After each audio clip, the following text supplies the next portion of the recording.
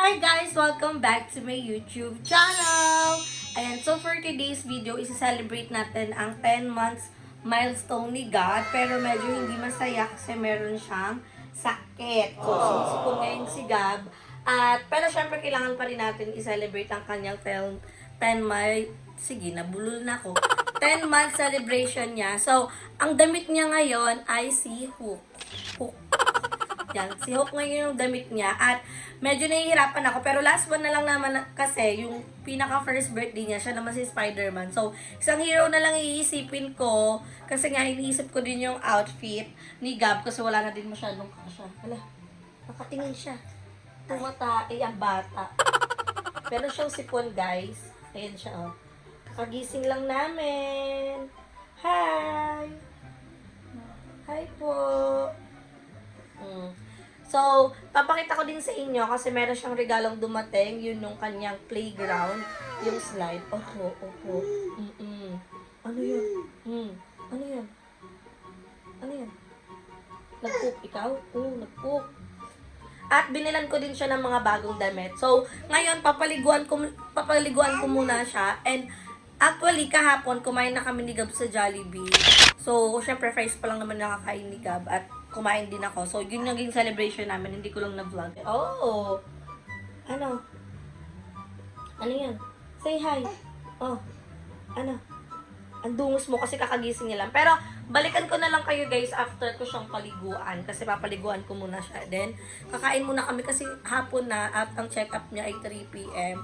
So, bago kami mag-check up, i-unbox natin yung mga damit niyang bago at yung bago niyang laro. So, paliguan ko muna si Gab. Update ko na lang kayo mamaya. Ano?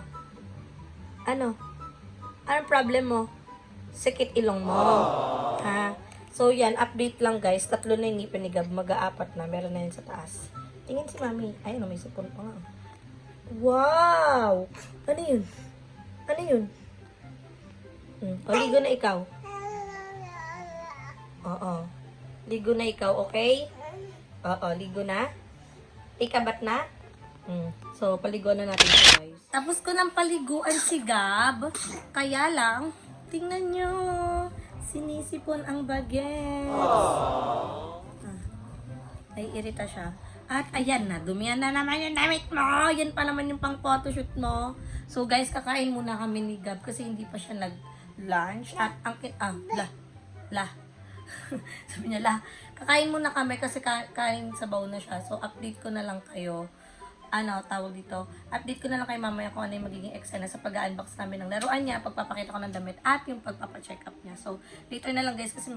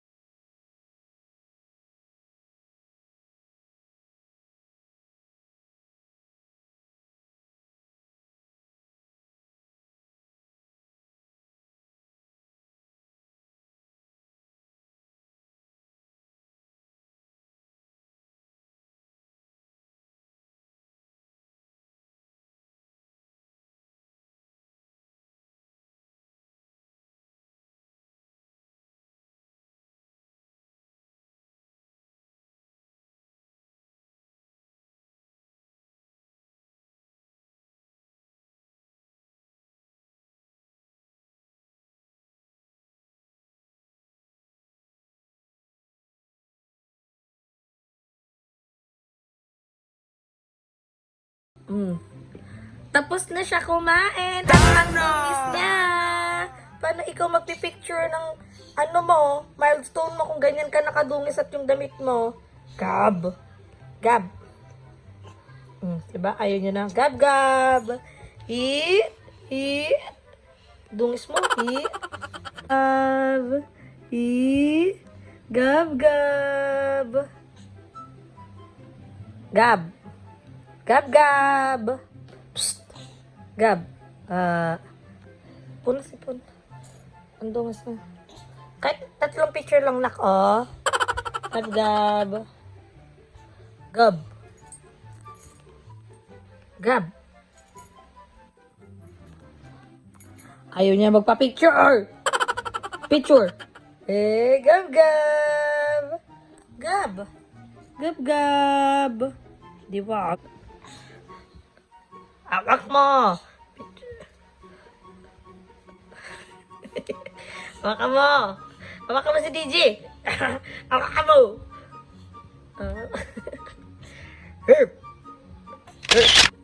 So, ngayon guys, palis na kami at ayan, pinalitan ko na ng damit si Gab para makapagpa-check up na kami kasi medyo hapon na. So, dinala ko na din yung sombrero niya, baka kasi abutin kami ng gabi pag maraming pasyente. So, pero nakaschedule naman kami at update ko na lang kayo pag nandun na ako kasi may asikasuhin pa akong iba.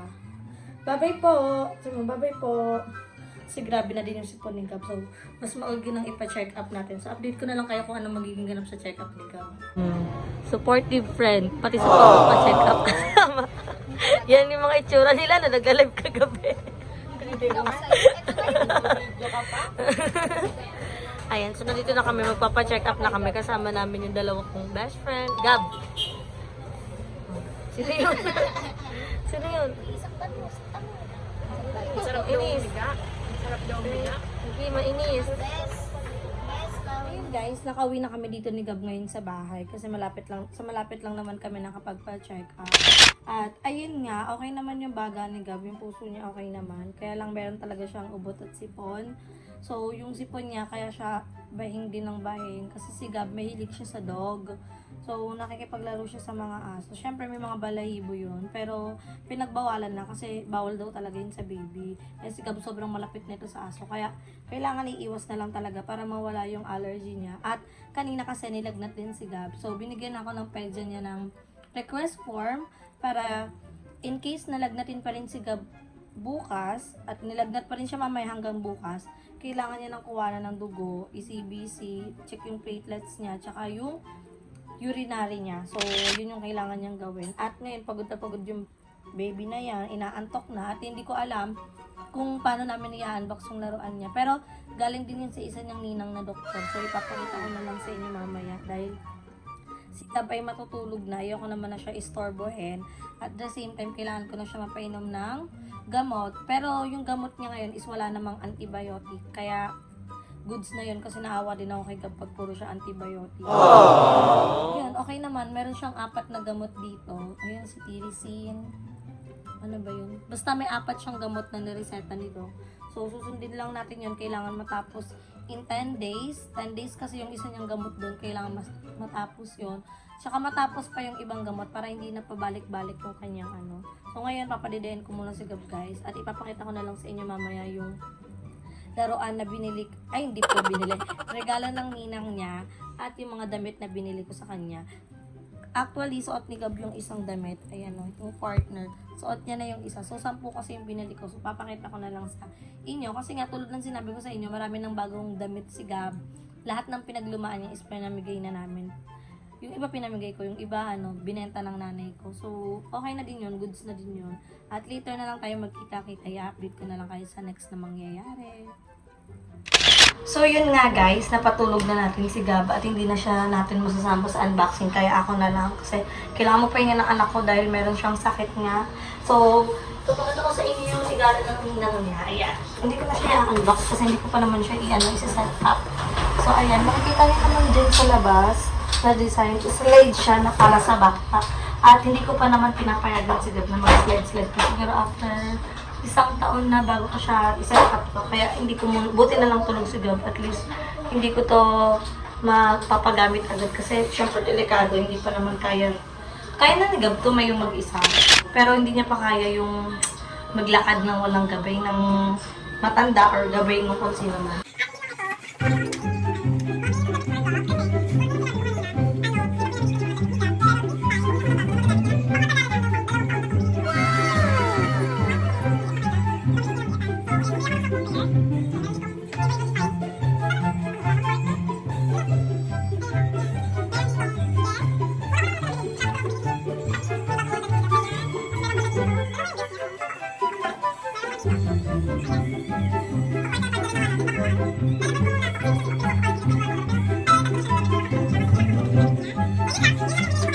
At meron din akong i-share sa inyo na gusto ko siyang i-try kasi nabudol niya ako na ito sa TikTok.